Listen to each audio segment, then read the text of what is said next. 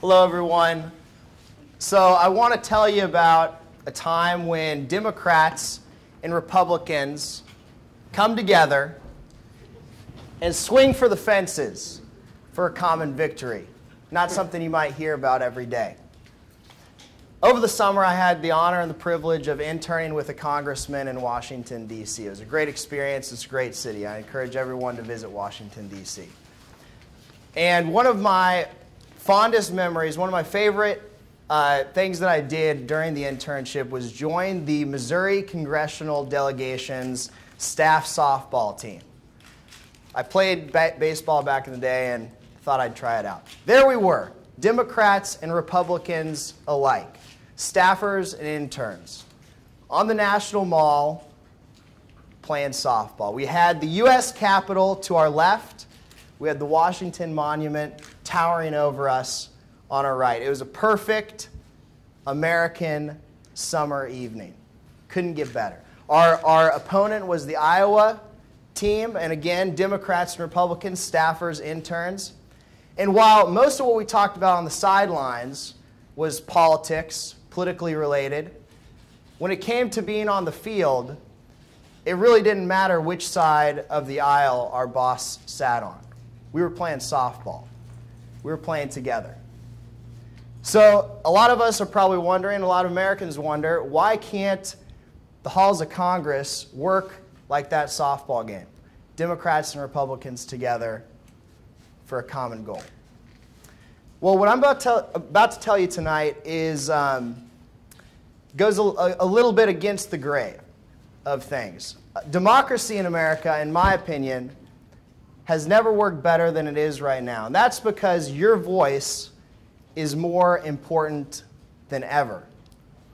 Now, the media, we're inundated by media every day saying that politics is broken, Washington is broken, journalists, elected officials, everybody's telling us that politics is broken.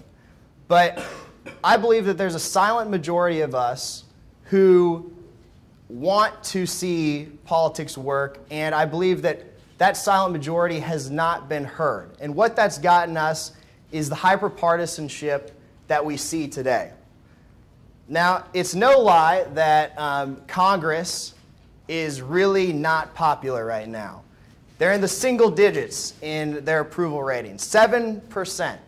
They're less popular than cockroaches, Nickelback, which nobody likes Nickelback, and also traffic jams, which, you know, in Los Angeles, it's hard to believe anything being less popular than traffic, but I guess Congress is.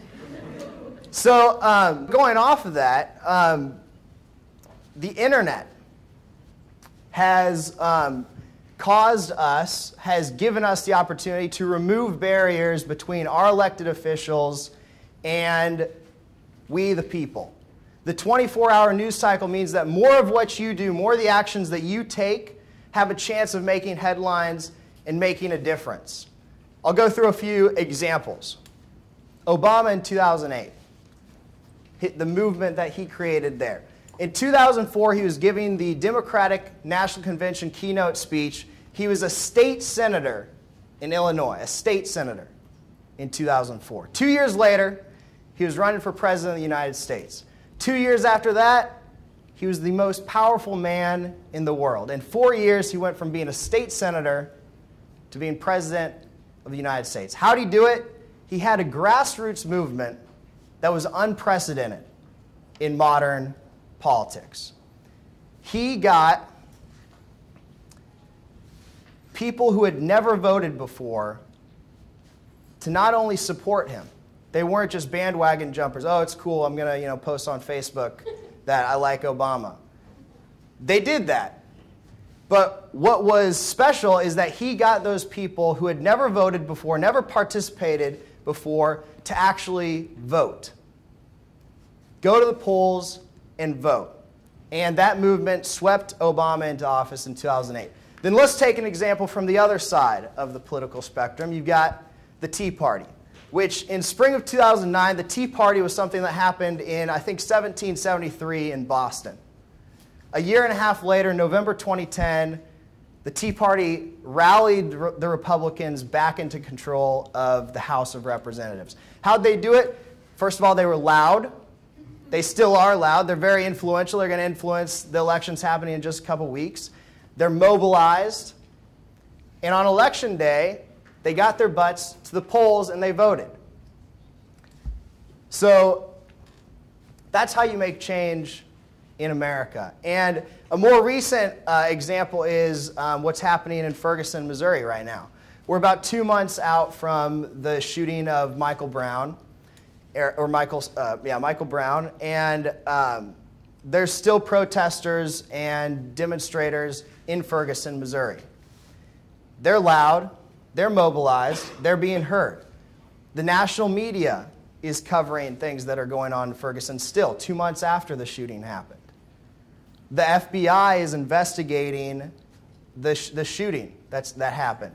And police across the country, including here in LA, are preparing for, if the officer that shot Michael Brown is not charged with anything, they're prepared for riots in cities across the country. Because they're being loud, they're mobilizing.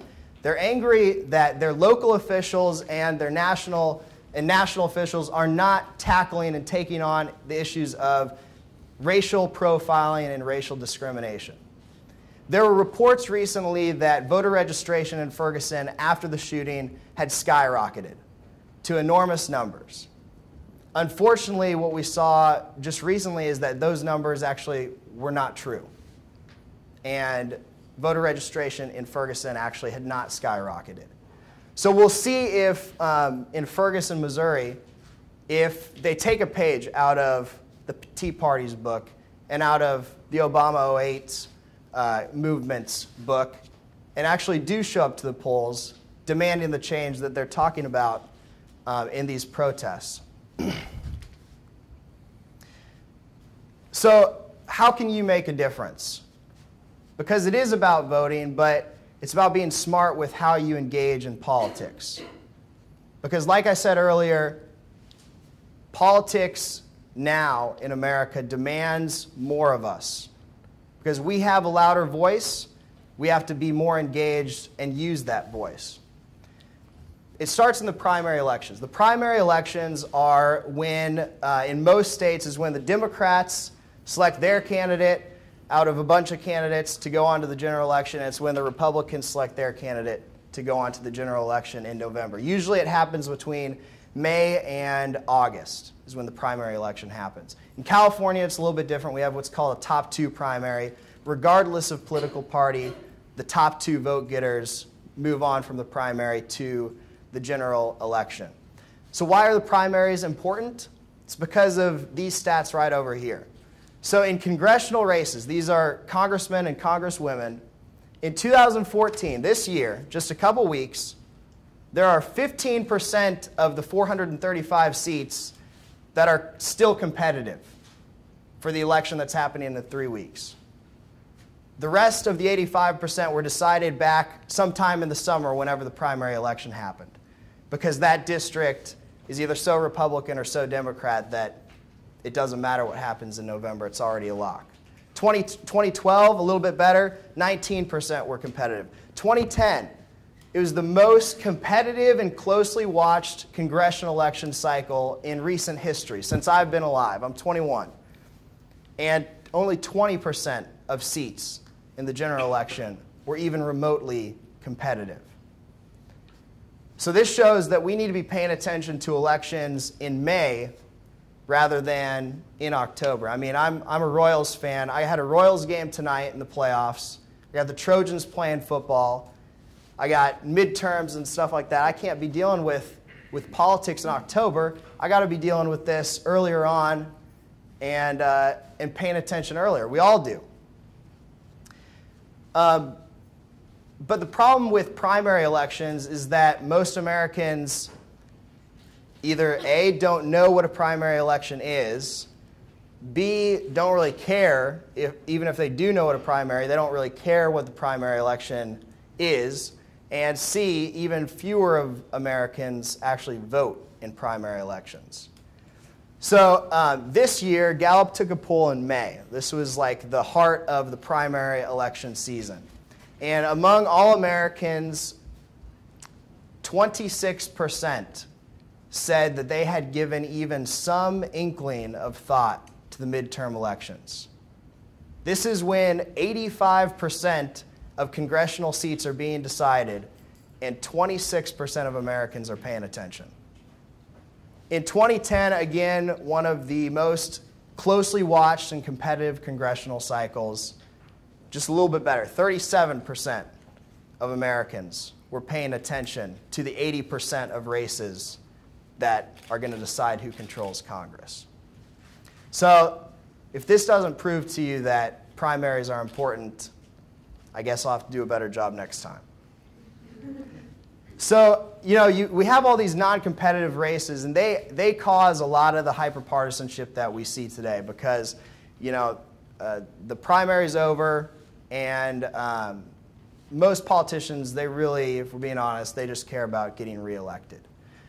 So the hyperpartisanship comes from them being comfortable in their seats. Other people want to blame the media, which I'm a journalist over in Annenberg, and I do think that the media can do a much better job of covering American politics. But I don't think that the media is driving the hyperpartisanship. I think they're more of a partisan enabler, you might say. So David Gregory, he's the former moderator of Meet the Press, and that's on NBC. It's one of the longest-running news shows in American history. Last month, he was talking at an event and essentially, as you can see, called the media lazy. I don't think that most journalists are lazy. I think a lot of journalists work pretty hard and have underpaid jobs. But what he was talking about, more than just the headline, is that a narrative, a news narrative, gets set by the press, and it gets set early, and it gets set pretty rigidly. And the narrative that we're in right now is that politics in America are broken, Congress is dysfunctional, and nothing's really going to change this anytime soon. That's the narrative. And what's driving that is this 24-hour news cycle that we have that's so quick that journalists are under so much pressure to get you guys information that it's really hard not to oversimplify issues and just continue playing into that narrative. So just like politics demands more of us, understanding the news that we're consuming and analyzing it and filtering it for ourselves is also more important. But another thing that we have going on right here has to do with an argument that's as old as this country's founding, dating back to before even 1776.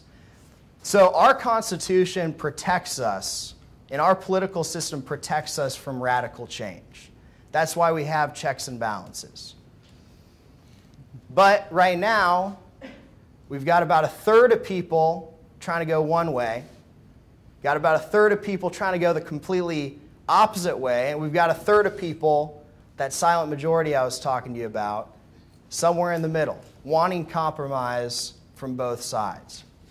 Gallup did a poll recently, essentially saying that about 34% want what's considered bigger government to be playing a role in most aspects that they can.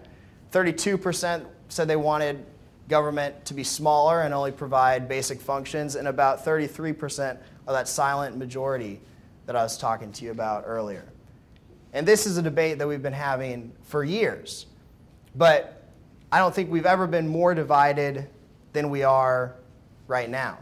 So we're getting what we vote for.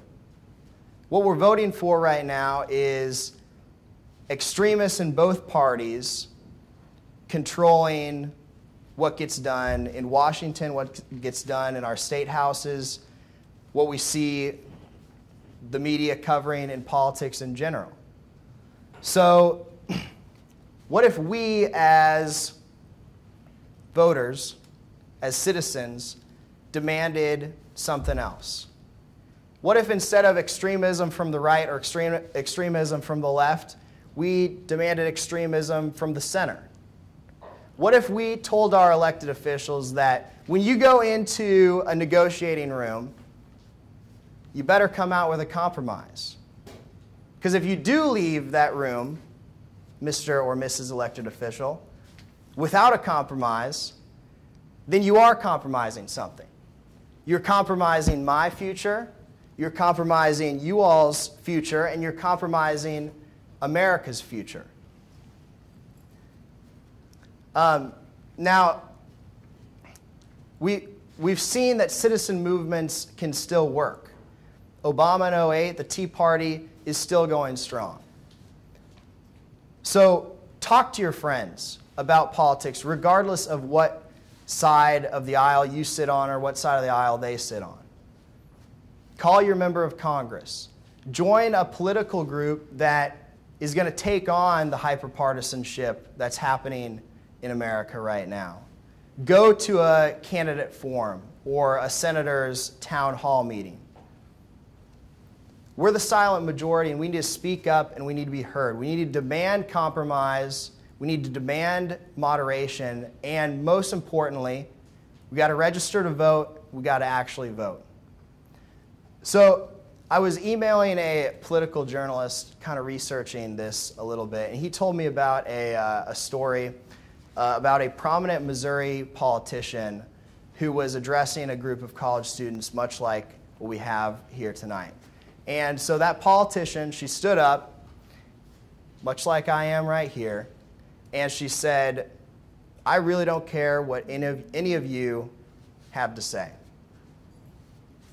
And, you know, that group of college students, they had taken part of their evening out to attend this political discussion, so I'm sure they were more engaged than, I guess, your average college student. And so as you can imagine, there was a lot of confused looks in the room.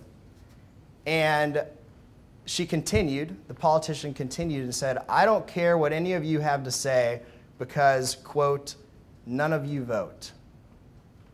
So the Harvard Institute of Politics did a survey this year that showed that less than 1 in 4 young Americans, these are 18 to 29-year-olds, planned to vote in this year's election. 23% of Americans said they were going to vote this year, young Americans.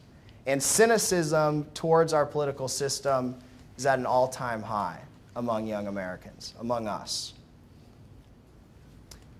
So it really is on us to make the change, because we're not going to like the politics that we have unless we get involved. I mean, you can talk about, you know, whatever elections and stuff you have back home and how, well, you know, election's already over, it's not competitive. You know, join a group. Talk to your friends about politics. It's not that it has to be the main thing in your life, but just engage yourself. Keep up with what the media is giving you and do a little bit of research on your own. Start paying attention to elections, not when you start seeing ads on TV or on your Facebook feed, but, you know, back in May when the primary is about to happen. Don't be manipulated by the status quo, because right now it's not working. Right now we have 85% of congressional seats that aren't competitive at all. And that's because we're not getting engaged, especially us young people. 23% of young people are going to vote this year. So I'm actually filling out an advanced ballot, and I encourage all of you guys to do that. So I will not be at the polls on November 4th. I'll probably be in class, honestly. But if you do have advanced ballots, I encourage you guys to fill those out, send them in if you're away from home, whatever you're going to be doing. But if you're not doing that, November 4th, it's a Tuesday, make sure your voice is heard, talk to your friends, get engaged. Let's go. Thank you guys. Fight on. Fight on.